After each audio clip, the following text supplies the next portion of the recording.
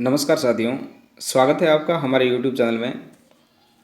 आज हम एक नई श्रृंखला शुरू करने जा रहे हैं जिनमें मनोविज्ञान के पूर्व परीक्षा में आए हुए प्रश्न सम्मिलित किए हैं। ये प्रश्न वो है जो 2018 की जो व्याख्याता भर्ती परीक्षा थी, जिसका एग्ज़ाम अभी जनवरी में हुआ था, उसके जितने भी प्रश्न पत्र हैं उन सभी प्रश्न पत्रों के अंदर हमें पता है कि 30 प्रश्न आए थे। तो उसमें जैसे इंग्लिश को और संस्कृत को और पंजाबी को छोड़ दें तो जितने भी प्रश्न पत्र थे उन सभी प्रश्न पत्रों के प्रश्न आपके समक्ष मैं वीडियो के माध्यम से लेकर आऊँगा। संस्कृत विभाग वाली भर्ती होने से पहले पहले सारे वीडियोज़ के माध्यम से आपके सामने प्रश्न पत्र लेके आऊँगा। लगभग 17-18 प्रश्न पत्र होंगे। तो 17 की भी मानते हैं तो लगभग 510 प्रश्न हम पढ़ लेंगे, वही जो प्रश्न परीक्षा में आए हैं। तो इससे हमारा खुद का स्वयं का मूल्यांकन भी हो जाएगा और एक हमें पुनर्बलन भी मिलेगा। तो ये श्रृंखला आपको कैसी लग रही है, आप हमें कमेंट बॉक्स करके कमेंट में ज़रूर बताएं। और आज हमने 2 प्रश्न पत्रों को सम्मिलित किया है। एक तो पहला तो हिंदी का है और दूसरा राजनीति विज्ञान का है। तो शुरू करते हैं आज के वीडियो के प्रश्न। शुरू करने से पहले अपने सभी दोस्तों को इस चीज़ को शेयर कर दें, इस वीडियो को शेयर कर दें और सभी को इस चैनल से जुड़ने के लिए कहें और चैनल को सब्सक्राइब कर लें। अगर आप पहली बार आए हैं और सब्सक्राइब नहीं किया है तो चैनल को सब्सक्राइब कर लें। सब्सक्राइब करने के बाद में पास में बनी बेल आइकन ज़रूर प्रेस कर दें ताकि अगला मनोविज्ञान का जो वीडियो आए वो सबसे पहले आपके पास आए, घंटी बज जाए। तो शुरू करते हैं आज के वीडियो का पहला प्रश्न। शिक्षा मनोविज्ञान की विषय वस्तु की व्याख्या करने के लिए उपयुक्त पद है।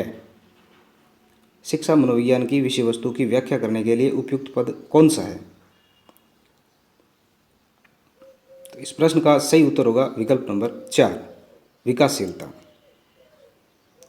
अगला प्रश्न है, एक छात्र हिंदी कविता की आलोचनात्मक व्याख्या प्रस्तुत कर रहा है। एक छात्र हिंदी कविता की आलोचनात्मक व्याख्या प्रस्तुत करता है। उसका ये अधिगम व्यवहार किस अनुक्षेत्र में रखा जा सकता है? इस प्रश्न का सही उत्तर होगा विकल्प नंबर 1, संज्ञानात्मक अनुक्षेत्र। अगला प्रश्न है, अधिगम के विभिन्न सिद्धांत व्याख्या करते हैं।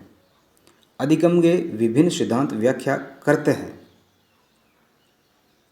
इस प्रश्न का उत्तर होगा विकल्प नंबर 1, अधिगम के उत्पन्न एवं व्यक्त होने की प्रक्रिया का।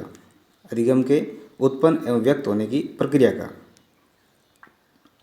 अगला प्रश्न है, ठोस वस्तुओं पर आधारित मानसिक संक्रिया के परिणाम स्वरूप समस्या समाधान पियाजे के संज्ञानात्मक विकास की कौन सी अवस्था को प्रदर्शित करते हैं?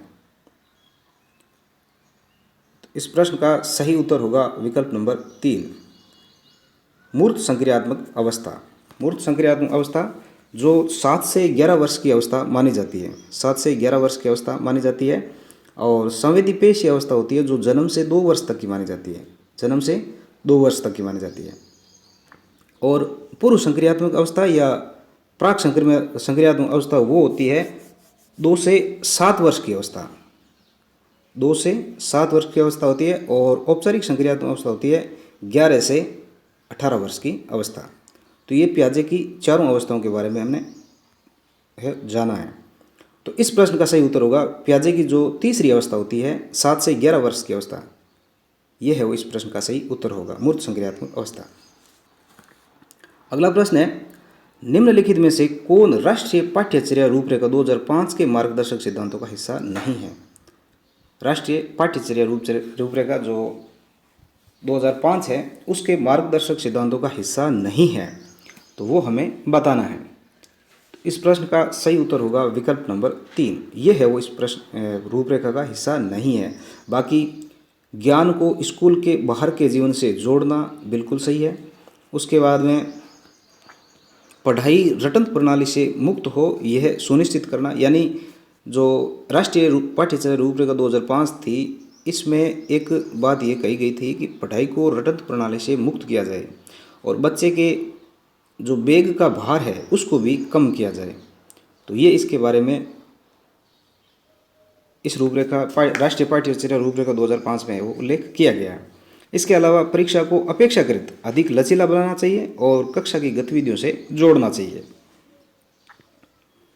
अपेक्षाकृत लचीला बनाने का तात्पर्य यह है कि किसी भी बच्चे को फेल नहीं किया जाए और कक्षा की गतिविधियों से जोड़ना, बच्चे को कक्षा की गतिविधियों से जोड़ करके पढ़ाई है वो करवाना, जीवन से जोड़ करके बच्चे को पढ़ाई करवाना।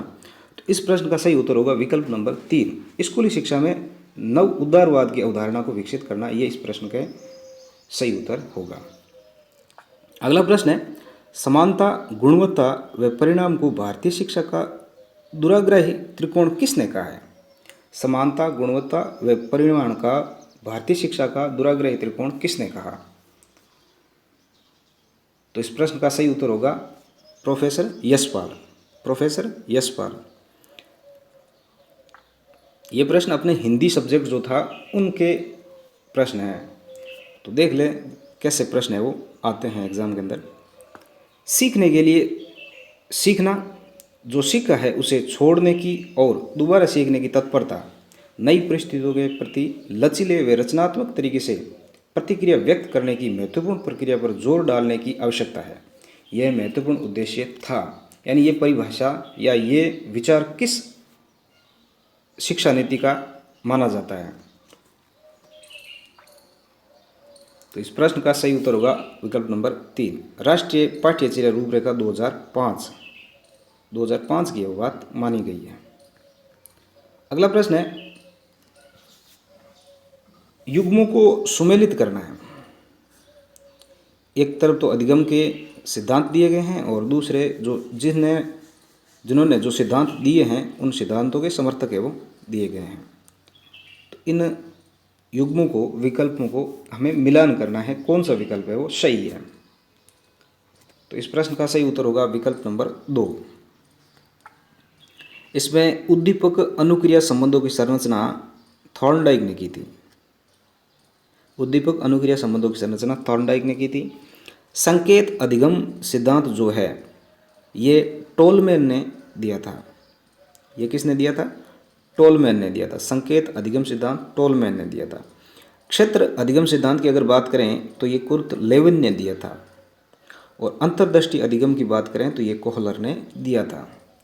अंतर्दृष्टि अधिगम सिद्धांत कोहलर का वर्दीमर ने दिया था। तो ये इस प्रश्न का सही उत्तर हो जाएगा।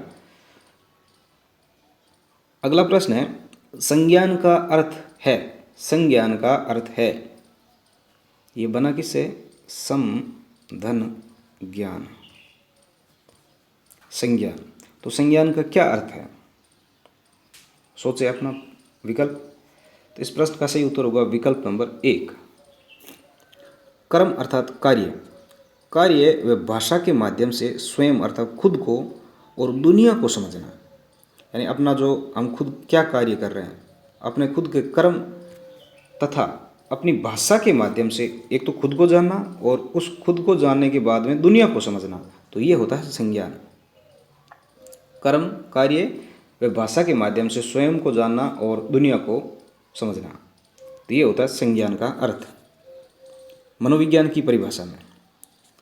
अस्मिता के विकास के लिए एक सबसे महत्वपूर्ण समय है। अस्मिता के विकास के लिए सबसे महत्वपूर्ण समय कौन सा है? तो इस प्रश्न का सही उत्तर होगा विकल्प नंबर 2, किशोरावस्था है वो अस्मिता के विकास के लिए सबसे महत्वपूर्ण अवस्था मानी जाती है। अगला प्रश्न है, निम्नलिखित में से कौन सा अशाब्दिक संप्रेषण का उदाहरण नहीं है? अशाब्दिक संप्रेषण का उदाहरण नहीं है। तो इस प्रश्न को आरपीएससी ने डिलीट कर दिया है। हिंदी के अंदर 2 प्रश्न मनोविज्ञान के डिलीट हुए हैं। एक तो ये 131 नंबर प्रश्न जो था, इस प्रश्न को आरपीएससी ने डिलीट मार दिया था। तो इस प्रश्न का कोई अस्पष्ट या स्पष्ट एक उत्तर नहीं मिलने के कारण इस प्रश्न को डिलीट कर दिया था। अगला प्रश्न है 132 नंबर,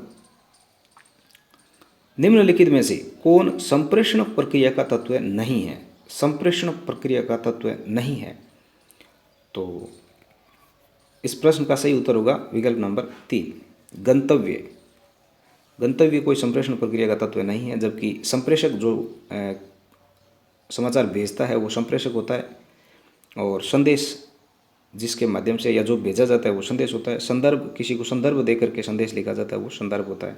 तो गंतव्य इसका कोई उत्तर तत्व नहीं माना जाएगा। तो ये संप्रेषण के प्रक्रिया के कुछ तत्व हैं। अगला प्रश्न है, निम्नलिखित में से कौन सा एक संप्रेषण का प्रकार नहीं है। ये तो संप्रेषण के तत्वों की बात थी। अब संप्रेषण के प्रकारों की अगर बात करें तो इनमें से कौन सा है वो संप्रेषण का प्रकार नहीं है। तो इस प्रश्न का सही उत्तर होगा विकल्प नंबर 2, वेद संप्रेषण कोई प्रकार नहीं है। ये नहीं को ध्यान से पढ़े, नहीं को ध्यान से पढ़े। इसमें वेद संप्रेषण माना नहीं जाता है, जबकि स्व संप्रेषण होता है, अंतर्व्यक्तिक संप्रेषण होता है, लोक संप्रेषण होता है। लेकिन संप्रेषण वेद हो ये जरूरी नहीं है। मनुष्य खुद के साथ भी अंतर संप्रेषण कर सकता है, तो उसको स्व संप्रेषण कहते हैं। अगला प्रश्न है, ज्ञान तभी उपयोगी है जब वह स्वयं के निरीक्षण के द्वारा प्राप्त किया गया हो। ज्ञान तभी उपयोगी है जब वह स्वयं यानी खुद के निरीक्षण के द्वारा प्राप्त किया गया हो। तो ये सिद्धांत कौन सा है, किस सिद्धांत के अनुसार ये बात है वो कही जाती है। तो इस प्रश्न का सही उत्तर होगा ह्यूरिस्टिक विधि। ह्यूरिस्टिक विधि, मिस हेलन पार्क हेस्ट ने जो ये विधि दी थी, ह्यूरिस्टिक विधि, इसमें ये बात कही गई है कि ज्ञान तभी उपयोगी है जब वह स्वयं के निरीक्षण के द्वारा प्राप्त किया गया हो। तो ये विकल्प नंबर 1 इसका सही उत्तर होगा। अगला प्रश्न है, आभासी अनुभव किसके माध्यम से बेहतर दिया जा सकता है। आभासी अनुभव किसके माध्यम से बेहतर दिया जा सकता है। तो इसमें क्या उत्तर होगा, विकल्प नंबर 4, कंप्यूटर अर्थात संगणक के माध्यम से आभासी अनुभव है वो दिया जा सकता है, बहुत अच्छी तरीके से दिया जा सकता है। तो इसका उत्तर होगा विकल्प नंबर 4। अगला प्रश्न है, निम्नलिखित में से कौन मुद्रित सामग्री का एक प्रकार नहीं है। मुद्रित सामग्री का एक प्रकार है वो नहीं है। तो इसमें एनसाइक्लोपीडिया है, बुलेटिन है, कैटलॉग है, लेकिन अनुशिक्षकीय है वो मुद्रित सामग्री नहीं है। मुद्रित अर्थात लिखी हुई सामग्री, तो ये अनुशिक्षकीय है वो मुद्रित सामग्री नहीं है, जबकि एनसाइक्लोपीडिया है, बुलेटिन है, कैटलॉग है। तो प्रत्येक प्रश्न में इस नहीं को बहुत अच्छी तरीके से अंडरलाइन करके समझना है प्रश्न को। निम्नलिखित में से कौन प्रभुत्ववादी अनुदेशनात्मक आव्यूह का प्रकार नहीं है। निम्नलिखित में से कौन प्रभुत्ववादी अनुदेशनात्मक आव्यूह का प्रकार नहीं है। तो इस प्रश्न का सही उत्तर होगा विकल्प नंबर 1, योजना विधि। बाकी आयु प्रकार का है, जैसे अनुवर्ग शिक्षण है, व्याख्यान विधि है और पाठ प्रदर्शन विधि प्रभुत्ववादी अनुदेशनात्मक आयु के प्रकार माने जाते हैं, जबकि योजना विधि है वो इसकी कोई प्रकार माना नहीं जाता है। अगला प्रश्न है, कक्षा शिक्षण के संदर्भ में अधिगम एवं अभिप्रेरणा उत्पन्न करने के लिए किस प्रकार की जानकारी अपेक्षित नहीं है। किस प्रकार की जानकारी अपेक्षित नहीं है। तो इस प्रश्न का सही उत्तर है विकल्प नंबर 3, विद्यालय में सेवा के लिए स्वीकृत नियम। विद्यालय में सेवा के लिए स्वीकृत नियम। अगला प्रश्न है, किसे अहम ग्रस्त छात्र की विशेषता के रूप में नहीं माना जा सकता। किसे अहम ग्रस्त छात्र की विशेषता के रूप में नहीं माना जा सकता। तो इस प्रश्न का सही उत्तर होगा विकल्प नंबर 3, अहम ग्रस्त छात्र की विशेषता के रूप में नहीं माना जा सकता। ये इस प्रश्न का सही उत्तर होगा। लक्ष्य की प्राप्ति हेतु छात्र अपेक्षित तल्लीनता प्रदर्शित करता है। अगला प्रश्न है, इसमें भी सही मिलान करना है हमें। तो देखें, मिलान करें, लगभग सभी के सही होगा इसमें। इस प्रश्न का सही उत्तर होगा विकल्प नंबर 2। इसमें क्या है, अभिग्राही अधिगम। अभिग्राही अधिगम दिया था डेविड आसुबेल ने। डेविड आसुबेल ने दिया था, ठीक है। उसके बाद में सतही एवं गहन उपागम दिया था फेरेंस मर्टन ने।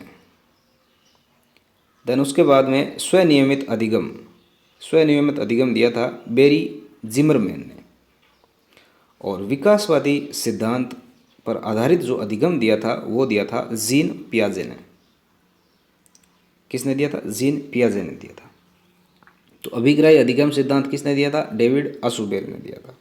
सतही एवं गहन उपागम दिया था फेरेंस मर्टन ने। और स्वनियमित अधिगम दिया था बेरी जिमरमैन ने, और विकासवादी सिद्धांत का अधिगम सिद्धांत दिया था जीन पियाजे ने। क्षेत्र सिद्धांत के अंतर्गत संज्ञानात्मक संरचना पर्यायवाची है। क्षेत्र सिद्धांत के अंतर्गत संज्ञानात्मक संरचना पर्यायवाची है, किसका है? तो इस प्रश्न का सही उत्तर होगा विकल्प नंबर 1, पर्यावरण। चलिए अगला प्रश्न है, राष्ट्रीय पाठ्यचर्या रूपरेखा 2005 के अनुसार स्कूलों को किस प्रकार की पाठ्यचर्या अपनानी चाहिए? स्कूलों को किस प्रकार की पाठ्यचर्या है वो अपनानी चाहिए? तो इस प्रश्न का सही उत्तर होगा विकल्प नंबर 4, सार्वभौमिक पाठ्यचर्या जो सभी विद्यार्थियों के लिए सुलभ हो। सार्वभौमिक पाठ्यचर्या जो सभी विद्यार्थियों के लिए सुलभ सरल हो। तो ये इस प्रश्न का सही उत्तर होगा। अगला प्रश्न है, सीखना ज्ञान के निर्माण की एक प्रक्रिया है। सीखना ज्ञान के निर्माण की एक प्रक्रिया है, ये कथन किस परिप्रेक्ष्य का प्रतिनिधित्व करता है? सीखना ज्ञान के निर्माण की एक प्रक्रिया है, तो ये किसका प्रतिनिधित्व करता है? तो ये रचनात्मक परिप्रेक्ष्य का प्रतिनिधित्व है वो करता है। तो सीखना ज्ञान के निर्माण की एक प्रक्रिया है, ये कथन रचनात्मक परिप्रेक्ष्य का प्रतिनिधित्व करता है। हालांकि यही एक सीखना ज्ञान के निर्माण की एक प्रक्रिया है, वुडवर्थ की व्यवहार के संदर्भ में परिभाषा दी गई है। चलिए अगला प्रश्न है, निम्नलिखित में से कौन सा कथन असत्य है नहीं है? असत्य नहीं है ये बताना है हमें। तो इस प्रश्न का सही उत्तर होगा विकल्प नंबर 3। इस प्रश्न का सही उत्तर होगा विकल्प नंबर 3, यानी कौन सा कथन असत्य नहीं है? असत्य नहीं मतलब सत्य। तो इसमें दोनों सामाजिक सांस्कृतिक अनुभवों को पाठ्यक्रम का हिस्सा बनाया जाए। तो ये इस प्रश्न का सही उत्तर होगा। अगला प्रश्न है, सार्थक शाब्दिक अधिगम व धारण किस प्रतिमान का मुख्य सिद्धांत उद्देश्य है? सार्थक शाब्दिक अधिगम व धारण किस प्रतिमान का मुख्य उद्देश्य है? तो इस प्रश्न का सही उत्तर होगा विकल्प नंबर 4, उन्नत संगठन प्रतिमान। उन्नत संगठन प्रतिमान मैसिव ओपन ऑनलाइन कोर्सेज के लिए भारतीय माध्यम है। तो इस प्रश्न का सही उत्तर होगा स्वयं। स्वयं नाम का एक कोर्स है, ये भारतीय माध्यम माना जाता है। अगला प्रश्न है, निम्नलिखित में से कौन प्रणाली के पहलू का तत्व नहीं है? प्रणाली के पहलू का तत्व नहीं है। तो इस प्रश्न का सही उत्तर होगा विकल्प नंबर 3। जे हार्टले ने ये 3 प्रक्रिया दी थी प्रणाली पहलू के अंदर, आदा प्रक्रिया प्रदा, आदा प्रक्रिया प्रदा,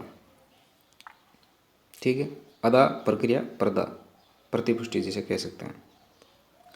अगला प्रश्न है, निम्नलिखित में से किसे एक प्रणाली के रूप में नहीं देखा जा सकता?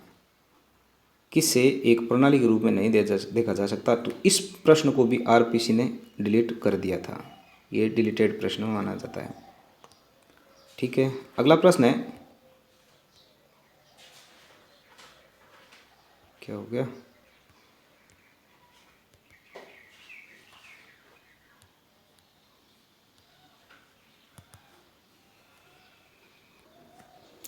अगला प्रश्न है, साक्षात मानव संसाधन विकास मंत्रालय द्वारा आईसीटी सूचना एवं संप्रेषण तकनीक लाई गई है।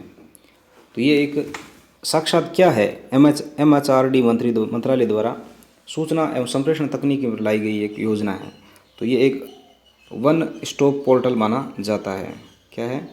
वन स्टॉप पोर्टल माना जाता है। तो इस प्रश्न का सही उत्तर होगा विकल्प नंबर 4।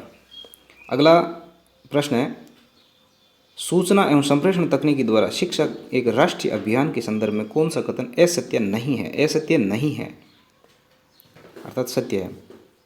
तो इस प्रश्न का सही उत्तर होगा विकल्प नंबर 1, ई विषय वस्तु का उत्पादन। ई विषय वस्तु का उत्पादन है। अगला ये जो प्रश्न पत्र है ये पॉलिटिकल साइंस का है, राजनीति विज्ञान का। इसके 30 प्रश्न और देख लेते हैं। इसमें पहला प्रश्न है, शिक्षण के संबंध में निम्न में से कौन सा क्रम सही है? शिक्षण के संदर्भ में निम्न में से कौन सा कथन है वो सही माना गया है? तो इसमें आप सोचें और अपने विकल्प का चयन कर लें। इसमें स्वयं का मूल्यांकन भी जरूरी है। ठीक है, 30 प्रश्न है। 30 प्रश्नों के अगर आपके जैसे हिंदी का आपने कर रखा है तो हिंदी को आप अलग साइड में रख दें, बाकी जितने भी प्रश्न पत्र हैं उनके सारों के आप है वो टेस्ट के माध्यम से आप स्वयं का मूल्यांकन जरूर करें। तो इसमें आप अपना उत्तर सोच लें और मेरे उत्तर बताने के बाद में सारे उत्तरों को नोट करते जाएं 30 प्रश्नों तक के। फिर मिलान करें कि आपके 30 में से कितने सही हुए हैं, और जितने भी सही होते हैं उनको आप मुझे कमेंट बॉक्स करके कमेंट जरूर करें, कमेंट में ज़रूर बताएं कि 30 में से आपके इतने प्रश्न हैं वो सही हुए हैं। तो इस प्रश्न का सही उत्तर होगा विकल्प नंबर 1, स्मरण करना, बोधगम्य करना, चिंतन करना। ये इस प्रश्न का सही उत्तर माना जाएगा। तो शिक्षण के संबंध में ये क्रम है वो सही माना जाता है। स्मरण करना अर्थात मेमोराइजिंग, अंडरस्टैंडिंग और रिफ्लेक्टिव थिंकिंग। तो इस प्रश्न का सही उत्तर होगा विकल्प नंबर 1। अगला प्रश्न है, एक अच्छे शिक्षक के क्या गुण होते हैं? एक अच्छे शिक्षक के गुण क्या होते हैं? तो क्या होते हैं?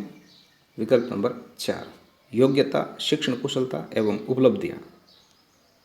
ठीक है। अगला प्रश्न है, शिक्षण के संदर्भ में निम्न में से कौन सा कथन सही नहीं है? शिक्षण के संदर्भ में निम्न में से कौन सा कथन है वो सही नहीं है? तो इस प्रश्न का सही उत्तर क्या होगा? यह सामाजिक प्रक्रिया है। यह इस प्रश्न का सही उत्तर नहीं है, जबकि ये बिल्कुल शिक्षण के संदर्भ में ये स्वदेशीय प्रक्रिया है, यह मनोवैज्ञानिक प्रक्रिया है और ये त्रिध्रुवीय प्रक्रिया है। ये त्रिध्रुवीय प्रक्रिया दी थी, किसने दी थी? आप इसका उत्तर मुझे कमेंट बॉक्स में कमेंट करके ज़रूर बताएं। एक त्रिध्रुवीय है और एक ध्रुवीय प्रक्रिया है, जिसको तो एडम्स ने दी थी। द्विध्रुवीय, त्रिध्रुवीय प्रक्रिया किसने दी थी? इस प्रश्न का उत्तर मुझे कमेंट में आप ज़रूर दें। अगला प्रश्न है आपके, शिक्षण अधिगम प्रक्रिया में निम्न में से कौन केंद्र बिंदु होता है? शिक्षण अधिगम प्रक्रिया में कौन है वो केंद्र बिंदु माना जाता है? तो इसमें जो छात्र होता है वो केंद्र बिंदु होता है। तो इस प्रश्न का सही उत्तर होगा 3 नंबर ऑप्शन। अगला प्रश्न है, शिक्षण में निम्न में से किसके उपयोग से अधिगम के सभी उद्देश्य तथा यथा ज्ञानात्मक, भावात्मक एवं क्रियात्मक की प्राप्ति की जा सकती है? यानी शिक्षण में किसके उपयोग से अधिगम के सभी उद्देश्य जैसे ज्ञानात्मक है, भावात्मक है एवं क्रियात्मक है, इन सब की है वो प्राप्ति की जा सकती है। तो ये कौन से उद्देश्य से ये बात है वो तय हो जाती है? तो इसमें अधिगम का कौन सा है वो उद्देश्य माना जाएगा? तो इस प्रश्न का सही उत्तर होगा विकल्प नंबर 4, भाषा प्रयोगशाला। भाषा प्रयोगशाला से ज्ञानात्मक, भावात्मक एवं क्रियात्मकता की प्राप्ति की जा सकती है। अगला प्रश्न है, बच्चों में नैतिक व्यवहार को सीखने के लिए का मुख्य आधार प्रक्षेपण है। ये मत निम्न में से किस सिद्धांत का है? प्रक्षेपण, प्रक्षेपित की हुई सामग्री या प्रक्षेपित किया हुआ ज्ञान है वो बच्चों में नैतिक व्यवहार को सीखने का मुख्य आधार माना गया है। तो ये किस सिद्धांत को फॉलो करता है? तो ये सामाजिक अधिगम सिद्धांत जो अल्बर्ट बांडुरा ने दिया था, उस अधिगम के सिद्धांत के माध्यम से ये परिभाषा बनती है। बच्चों में नैतिक व्यवहार को सीखने का मुख्य आधार प्रक्षेपण है। मनोविश्लेषण सिद्धांत सिगमंड फ्राइड ने दिया था। जीन पियाजे का नैतिक विकास का सिद्धांत है और लॉरेंस कोहलबर्ग का भी नैतिक विकास का सिद्धांत है। चलिए अगला प्रश्न है, किसके अनुसार नैतिक विकास से तात्पर्य बढ़ती उम्र के साथ विभिन्न क्रियाओं के सही या गलत होने के बारे में सोचने की क्षमता में परिवर्तन से होता है? खालिस्तान में सही नाम हमें वो भरना है। तो इस प्रश्न का सही उत्तर होगा विकल्प नंबर 1, बेरोन के अनुसार। बेरोन के अनुसार नैतिक विकास से तात्पर्य बढ़ती उम्र के साथ विभिन्न क्रियाओं के सही या गलत होने के बारे में सोचने की क्षमता में परिवर्तन होता है। चलिए अगला प्रश्न है, पियाजे के अनुसार औपचारिक संक्रिया की अवस्था है। पियाजे के अनुसार औपचारिक संक्रियात्मक अवस्था है। तो अब औपचारिक संक्रियात्मक अवस्था हमें पता है कि ये 4 नंबर की अवस्था है, तो हम फट से इस प्रश्न का सही उत्तर निकाल लेंगे। तो औपचारिक संक्रियात्मक अवस्था है वो पियाजे की चौथी अवस्था मानी जाती है। चौथी अवस्था में आपको पता है कि कौन सी उम्र मानी होती है? 11 से लेकर के 18 वर्ष की अवस्था, या इसको 12 भी कहीं कहीं मान सकते हैं इसको। तो इस प्रश्न का सही उत्तर होगा विकल्प नंबर 2, विकल्प नंबर 2। इसके अलावा पियाजे की जो बाकी 2 अवस्थाएं थी वो भी हमने पहले बता दी हैं। अगला प्रश्न है आपके, किशोर के मानसिक स्वास्थ्य को उन्नत बनाने में निम्न में से किसकी भूमिका अहम होती है? किशोर के मानसिक स्वास्थ्य को उन्नत बनाने में किसकी भूमिका अहम मानी जाती है? तो इसमें किशोर के मानसिक स्वास्थ्य को अच्छा बनाने के लिए एक शिक्षक की भूमिका भी इतनी ही कारगर सिद्ध होती है। पाठ्यचर्या अगर वो सही पाठ्यचर्या का अनुसरण करता है तो भी उसका मानसिक स्वास्थ्य किया जा सकता है, मानसिक स्वास्थ्य का विकास किया जा सकता है। और विद्यालय के अनुशासन से भी बच्चे के ऊपर ये बात निर्भर करती है। तो इस प्रश्न का सही उत्तर होगा विकल्प नंबर 4। यदि उपयुक्त सभी है वो इस प्रश्न का सही उत्तर होगा। विद्यालय के अनुशासन से भी बच्चे के मानसिक विकास किया जा सकता है। अगला प्रश्न है, निम्नलिखित में अपराधी बालक अगला प्रश्न है, निम्नलिखित में अपराधी बालकों के उपचार एवं शिक्षा के लिए कौन सी निरोधात्मक प्रविधि है? तो इस प्रश्न का सही उत्तर होगा विकल्प नंबर 3, माता पिता का स्नेह एवं प्यार। अगला है, किशोरों में आक्रामकता, तनाव एवं तूफान की स्थिति, उनमें सामाजिकता की स्थिति मूलतः उनके सांस्कृतिक आदतों एवं मानकों पर आधारित होती है। निम्नलिखित में से कौन सा सिद्धांत इस मत का समर्थन करता है? यानी इस मत का समर्थन कौन सा सिद्धांत है वो करता है? तो इस प्रश्न का सही उत्तर होगा विकल्प नंबर 4, मानवशास्त्रीय सिद्धांत। मानवशास्त्रीय सिद्धांत है वो इस सिद्धांत को है वो समर्थन करता है कि किशोरों में आक्रामकता, तनाव एवं तूफान की स्थिति या उनमें सामाजिकता की स्थिति मूलतः उनकी सांस्कृतिक आदतों एवं मानकों पर आधारित होती है। चलिए अगला प्रश्न है, मूलतः निर्देशन के कितने प्रकार बताए गए हैं? मूलतः निर्देशन के कितने प्रकार बताए गए हैं? तो निर्देशन के 3 प्रकार माने जाते हैं। निर्देशन के 3 प्रकार माने जाते हैं। अगला है, समायोजन व्यक्ति की डैश डैश है जो उसकी आवश्यकता, इच्छाओं एवं वातावरण के कारकों के बीच संतुलन बनाए रखती है, जो इनकी संतुष्टि में सहायक है। वाक्य को नीचे दिए शब्दों में से सही को चुनकर पूरा कीजिए।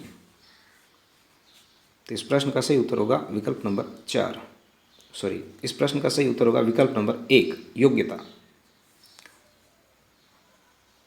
समायोजन व्यक्ति की योग्यता है जो उसकी आवश्यकता, इच्छाओं एवं वातावरण के कारकों के बीच संतुलन बनाए रखती है। कहीं भी हम किसी भी वातावरण में अगर जाते हैं और उसमें अगर हम अपने आप को एडजस्ट कर लेते हैं, समायोजित कर लेते हैं, तो वह एक व्यक्ति की योग्यता मानी जाती है। उसकी आवश्यकता, इच्छाओं एवं वातावरण के कारकों के बीच संतुलन बनाए रखती है और इनकी संतुष्टि में ही वो सहायक है। तो इसको हम अपनी संयोजन की व्यक्ति की योग्यता कह सकते हैं, ना कि क्षमता, व्यवस्था या धैर्य। इनमें से कोई विकल्प वो सही नहीं होगा। चलिए अगला प्रश्न है, एलन एवं राइन ने कितने शिक्षण कौशल बताए हैं? एलन एवं राइन ने कितने शिक्षण कौशल बताए हैं? तो इस प्रश्न का सही उत्तर होगा विकल्प नंबर 1। विकल्प नंबर 1, 14 है वो शिक्षण के कौशल बताए हैं। किसने? एलन एवं राइन ने। एलन एवं राइन ने शिक्षण के 14 कौशल है वो बताए हैं। 14 कौशल बताए हैं। शिक्षण कौशल क्या है? तो शिक्षण कौशल एक शिक्षण की व्यू रचना मानी जाती है। शिक्षण की व्यू रचना मानी जाती है। तो इस प्रश्न का सही उत्तर होगा विकल्प नंबर 2। निम्न में से कौन सा धनात्मक पुनर्बलन का उदाहरण नहीं है? धनात्मक अर्थात हम उसको कह सकते हैं सकारात्मक पुनर्बलन। बच्चे में अगर सकारात्मक पुनर्बलन हमें देना है तो इनमें से कौन सी चीज़ें हमें नहीं करनी चाहिए? तो बच्चे को दंड नहीं देना चाहिए। दंड नहीं देना चाहिए। तो इस प्रश्न का सही उत्तर होगा विकल्प नंबर 2। वैज्ञानिक पूछताछ शिक्षण प्रतिमान के प्रतिपादक है। वैज्ञानिक पूछताछ शिक्षण प्रतिमान के प्रतिपादक है। तो कौन है? रिचर्ड सचमैन। रिचर्ड सचमैन है वो वैज्ञानिक पूछताछ शिक्षण प्रतिमान के प्रतिपादक माने जाते हैं। चलिए अगला प्रश्न है, संचार प्रक्रिया का सही क्रम निम्न में से कौन सा है? संचार प्रक्रिया का क्रम निम्न में से कौन सा सही है? तो इसमें क्या है सही? अब तक आपने सोच लिया होगा। इस प्रश्न का सही उत्तर है विकल्प नंबर 1, भेजने वाला संदेश माध्यम और प्राप्त करने वाला। ये भेजने वाला होता है प्रेषक, भेजने वाला होता है प्रेषक। उसके बाद में जो हम संदेश दे रहे हैं वो संदेश, उसके बाद में जिस माध्यम से हम भेज रहे हैं वो माध्यम हो जाएगा। देन उसके बाद में प्राप्तकर्ता अर्थात रिसीवर, जिसको हम कैसे कह सकते हैं प्रेषिती। प्रेषिती जो प्रेषक द्वारा भेजे गए संदेश को प्रेषित करता है या प्राप्त करता है वो प्रेषिती होता है, तो उसको हम रिसीवर भी कह सकते हैं। चलिए अगला प्रश्न है, मोडेम का पूरा नाम है। मोडेम का पूरा नाम क्या है? तो मोडेम का पूरा नाम है, विकल्प नंबर 3 आपके जो है वो सही है। मोडेम का नाम है मॉड्यूलेटर डीमॉड्यूलेटर। मॉड्यूलेटर और डीमॉड्यूलेटर ये मोडेम का पूरा नाम माना जाता है। मोडेम वही जिससे ब्रॉडबैंड कनेक्शन करके इंटरनेट चलाया जाता है, तो उसका पूरा नाम हमें याद रखना है। इसका पूरा नाम होता है मॉड्यूलेटर डीमॉड्यूलेटर। अगला प्रश्न है, निम्नलिखित में से 1 गीगाबाइट का सही समतुल्य है। 1 गीगाबाइट अर्थात गीगाबाइट जीबी, 1 जीबी का सही समतुल्य है। तो ये 10 की पावर ये 2 की पावर 10 MB माना जाता है। 2 की पावर 10 MB माना जाता है 1 GB। इसमें क्या होता है कि सबसे पहले इसमें आती है बिट, उसके बाद में आती है बाइट, उसके बाद में आती है KB, देन उसके बाद में आती है MB, उसके बाद में आती है GB और उसके बाद में TB। तो 8 बिट मिलकर के एक बाइट बनता है, एक बाइट बनता है, ठीक है। 8 बिट मिलकर के एक बाइट बनता है।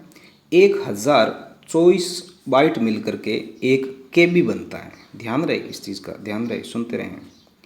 और 1024 KB का एक MB बनता है। देन 1024 MB का एक GB बनता है और 1024 GB का एक TB बनता है। TB लगा दिया, TB बनता है। तो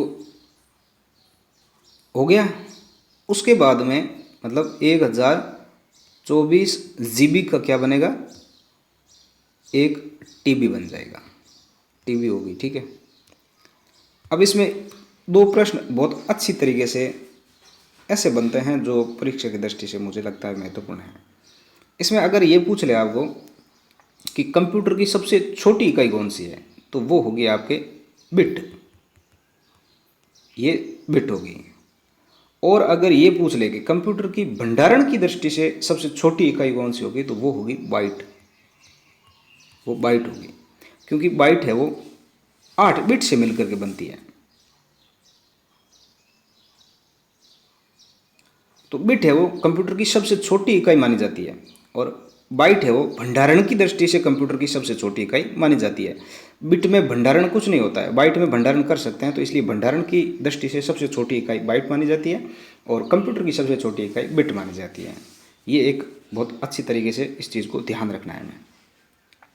तो इस प्रश्न का सही उत्तर होगा 2 की पावर 10 MB जो 1 GB माना जाता है।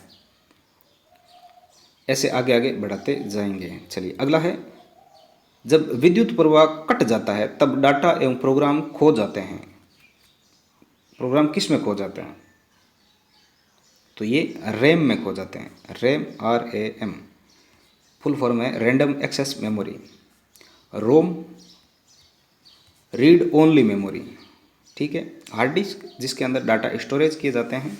द्वितीयक स्मृति वो होती है जो पेन ड्राइव कह सकते हैं, जिसे फ्लॉपी डिस्क कह सकते हैं, वो द्वितीयक स्मृति मानी जाती है। अगला प्रश्न है, निम्न में से किसे आउटपुट डिवाइस कहा जाता है? आउटपुट डिवाइस वो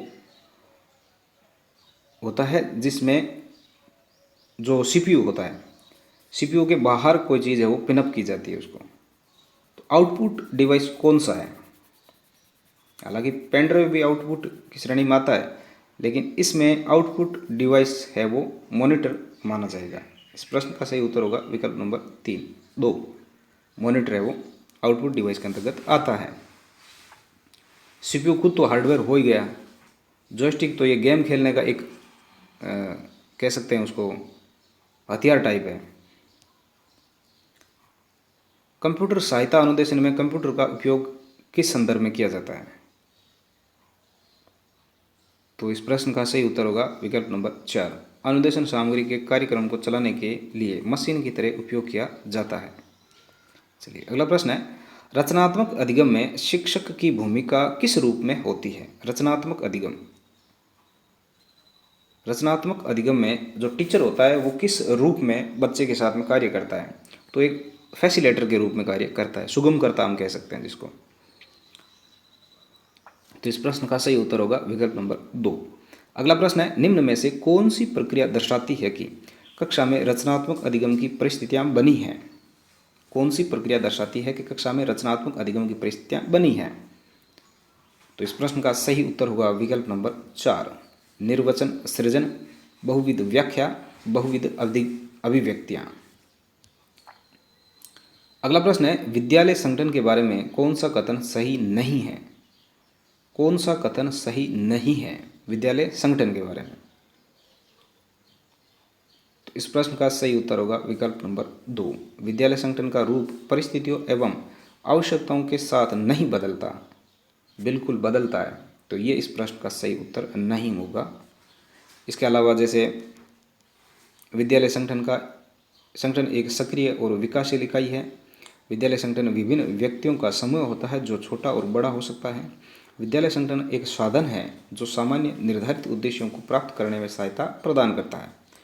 तो इस प्रश्न का सही उत्तर होगा विकल्प नंबर 2। अगला प्रश्न है, राजकीय माध्यमिक एवं उच्च माध्यमिक विद्यालयों में शाला प्रदान के लिए निम्न में से कौन सी शैली उपयुक्त है? राजकीय माध्यमिक और उच्च माध्यमिक विद्यालय में जो शाला प्रदान होते हैं उसके लिए कौन सी शैली उपयुक्त मानी जाती है? तो ये शैली होगी एकीकृत शैली। एकीकृत शैली, इंटेग्रेटेड स्टाइल है वो राजकीय माध्यमिक एवं उच्च माध्यमिक विद्यालयों में शाला प्रदान के लिए उपयुक्त मानी जाती है। अगला प्रश्न है, निम्न में से कौन सा कथन संस्थान में समय सारणी की आवश्यकता एवं महत्व को दर्शाता है? समय सारणी की आवश्यकता एवं महत्व को दर्शाता है कौन सा संस्थान?